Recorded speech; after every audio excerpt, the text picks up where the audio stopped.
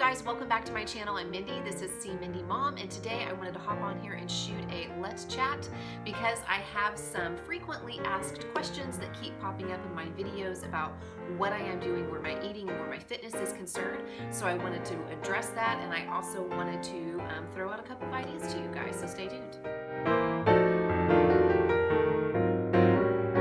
Alright you guys, so I filmed a video yesterday. It was a what I eat in a day video, and I posted it. It's being watched, it's being commented on, it's being liked, it's being not liked. I have noticed in a lot of these videos where I'm chatting about this that I am getting a lot of the same questions, and so I wanted to come on here and address some of the questions that keep coming up. I also, in my video yesterday, was sharing with you guys that I'm kind of going through this transition with my channel and trying to figure out how I can continue sharing my own personal health goals and journey and the path that I'm on where that's concerned, even though it's looking a little different than it did while I was working Weight Watchers or WW. I have nothing against that program. I still really like that program. There may be a time in the future when I want to go back to that program, but it's just not what I'm doing right now. And I got to thinking that I used to film updates for you guys on like Fridays or Saturdays, and I would talk about my weigh-in, I would talk about the meeting, about things that I'm struggling with, and I just thought, you know, maybe that is something that I should pick back up again. And so maybe it's not a specific weigh-in per se, but maybe every once in a while I can give you an update where numbers are concerned, what I weigh, and talk about measurements and progress I'm making, maybe show some before and after pictures, and then also share with you guys some other things that I'm working on and some things that I've learned as far as addressing not so great habits in my life over the past couple of years and how I am turning them into good habits. Things like how I learned to eat my vegetables and the importance of getting sleep, learning to navigate stress and emotional eating, which is a huge one for me. All of those kind of intangible skills that you really have to learn and address if you want to be successful with this kind of thing in the long run. So I just thought maybe I should bring back my, weekend, my Friday, Saturday chats where I talk about this specific topic. And even though I'm coming at it from a different angle, it at least gives me an opportunity every week to check in with you guys for those of you who are interested in what I'm doing now.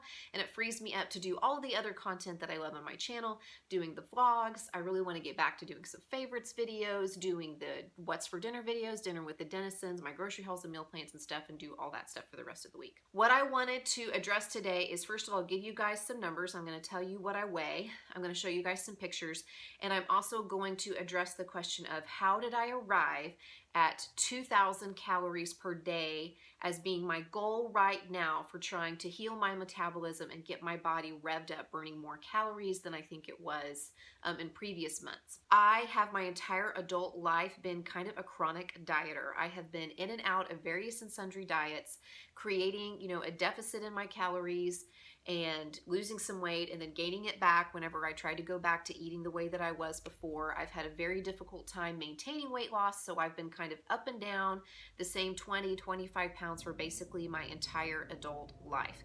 And I have finally grown somewhat tired of that. So I stumbled across this idea of metabolic damage, which I learned later is sort of a misnomer. It's more like metabolic adaptation. The idea is that I have done damage to my metabolism. I have slowed my metabolism down through all of this dieting, because whenever we try to restrict our calories and lower our calories, our bodies will lose a little weight at first and then it will plateau out because our bodies adapt to the amount of calories that we are taking in. Because over human history, food scarcity was a much bigger problem than food surplus, and because for thousands of years we had to raise it, we had to grow it, we had to hunt it, we had to gather it. We were expending so much energy finding food or hunting food or gathering food to take in that really the amount of calories we were taking in was sort of a moot point. We took in as much as we possibly could because we always needed more. We never had enough. Well, now we live in a time where that's not really the case anymore. For a lot of us, food is readily available, and also we eat for other reasons besides just to fuel our body, right? We eat for entertainment. We eat to socialize. And sometimes we eat for not so great reasons, like for me, stress, or being emotional, or being sad, or being bored, or being tired. So basically, not having enough food has across the course of human history, like if this is human history, this much of human history, the problem has been not having enough food. And so it makes sense that our bodies would be working in such a way that it would be able to absorb a caloric deficit and keep us alive and learn to function with less calories coming in. That evolutionary thing that kept us alive for thousands of years is now kind of working against us. And it being able to adapt to times of scarcity is coming into play whenever we try to create these deficits to help ourselves lose weight. So since I have been a chronic dieter and since I have been in and out of diets for the last like 15 years or so, I sense that perhaps I have done some of that damage to myself. And now I am trying to teach my body to get back to where science says it should be as a 36-year-old woman who is moderately active, who is 5'5" and 150 pounds, where burning calories is concerned. So I set out several weeks ago to try to up my caloric intake to 2,000 calories a day. And a lot of people have been asking me how I came up with that number. Well, first, let me give you some stats. I am 36 years old. I am 5'5". I weigh about 150 pounds, give or take 5 pounds in there, up or down. I would also consider myself somewhere between lightly active and moderately active, and I work out 3 to 4 days a week. Now, how I came up with that 2,000 calories a day number is that I did some research into my TDEE, or my total daily energy expenditure, or what it should be given the demographic information that I just gave you.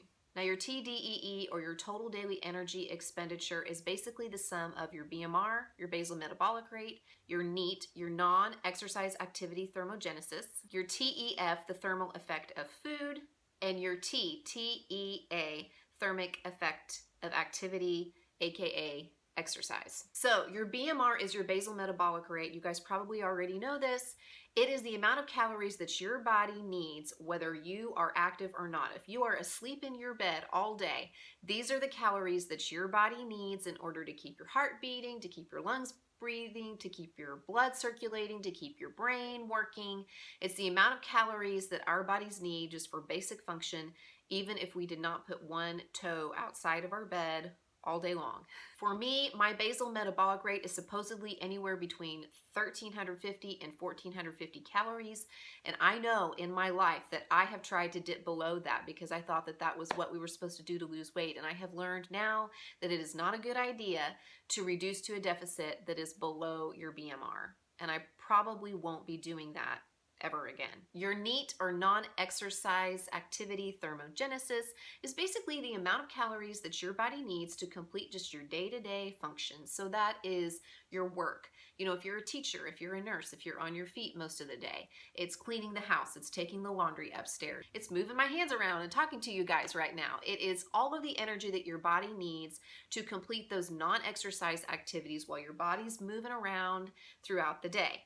Your TEF is the thermal effect of food, and this is the amount of calories that your body needs basically to digest and put to use the food that you are eating. And then there is your TEA, or the thermic effect of activity, which is basically exercise, or what I call intentional exercise. So this is those workouts you're going to the gym. This is going for jogs, doing spin class, the strength training classes that I'm doing. Those things that make you sweat and get your heart rate up that you would consider exercise, that's your TEA. So you add all that together and you come up with a number that is somewhere in the ballpark of what you should be eating in a day, calorically speaking, to maintain the weight that you're at, and that is your TDEE, or your total daily energy expenditure. So how did I figure out my own TDEE?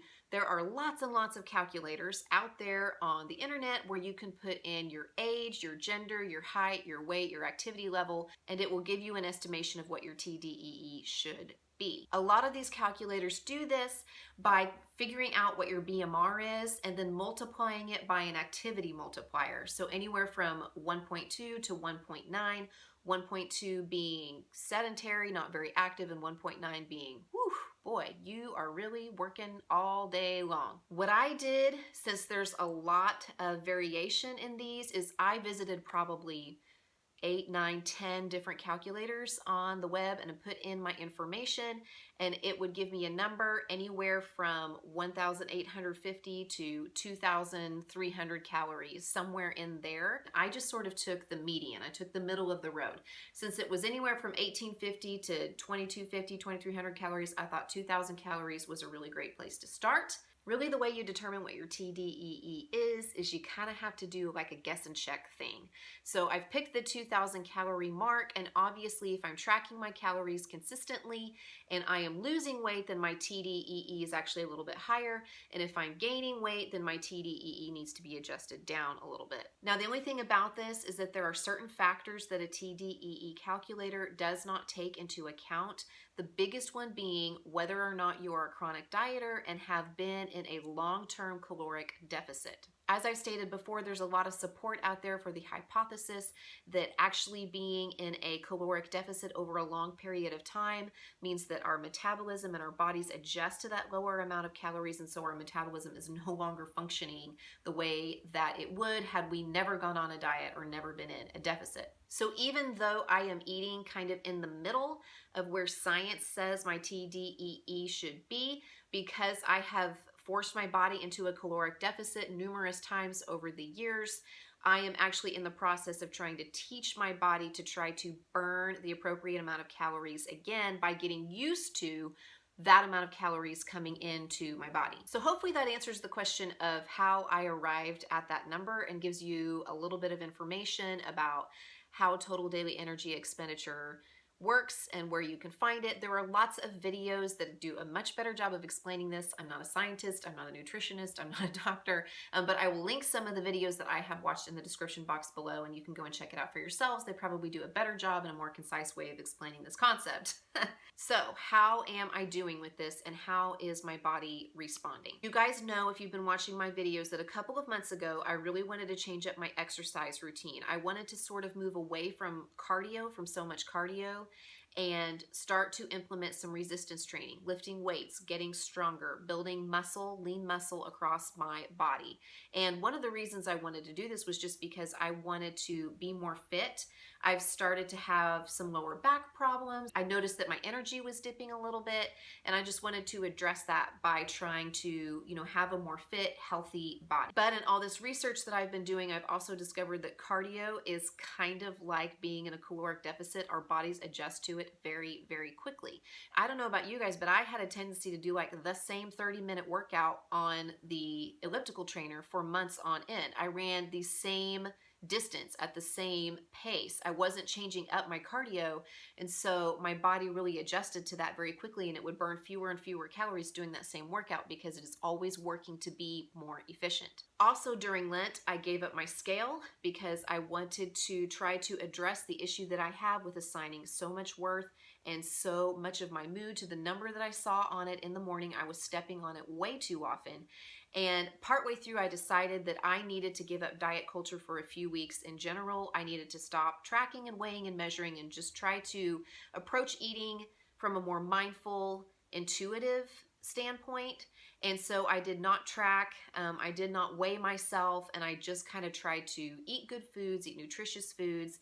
I know that my portion sizes were going up, and I know that my caloric intake was going up over the course of those weeks when I wasn't really tracking anything. My goal weight with WW was 145, and the last time I weighed in at that weight was at the beginning of March, and I actually had one more weigh-in after that where I was slightly above my goal range. I was like 147 or so. The first day after Lent, I stepped on the scale and I weighed 152.2.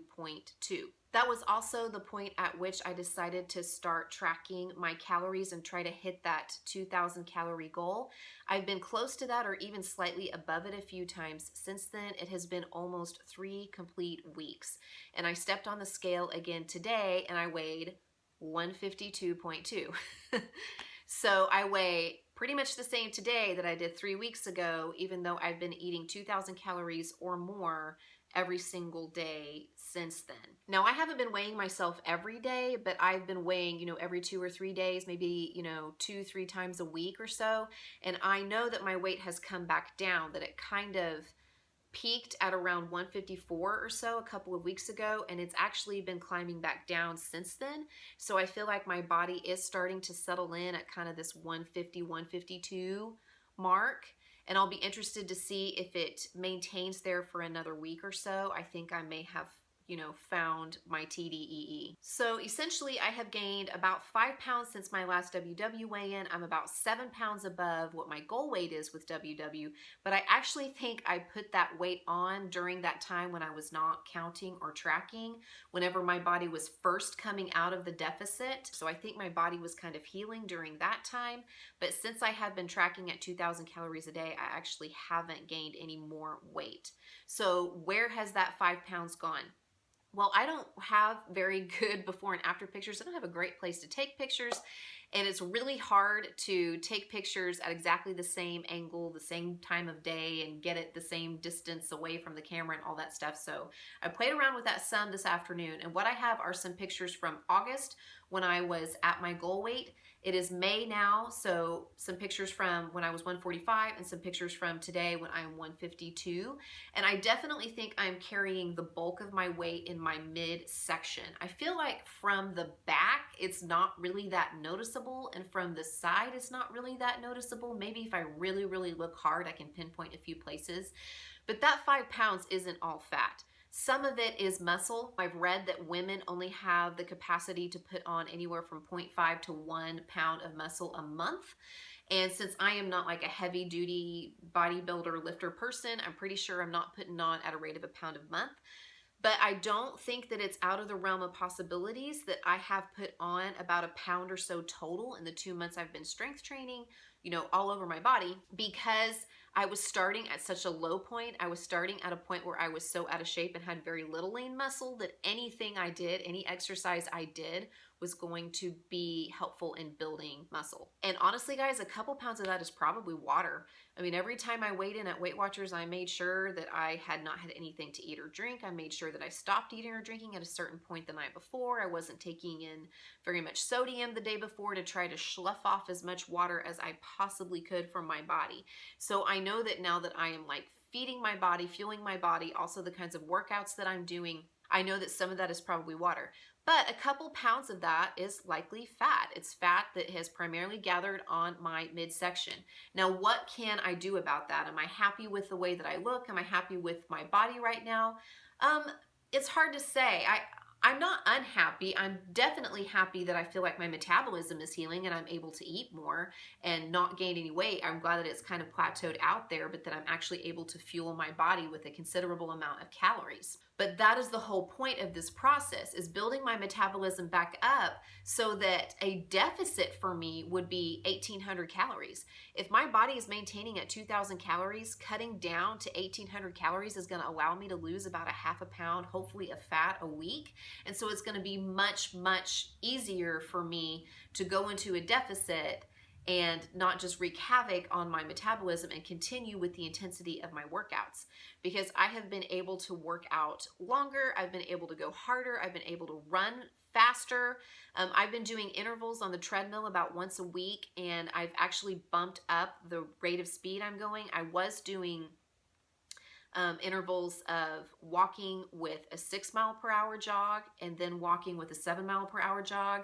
And now I'm at an interval of walking with a 7 mile per hour jog and then walking at an 8 mile per hour jog. So I am already getting stronger, and I know that part of that is because I'm able to feed my body the food that it needs to do those workouts.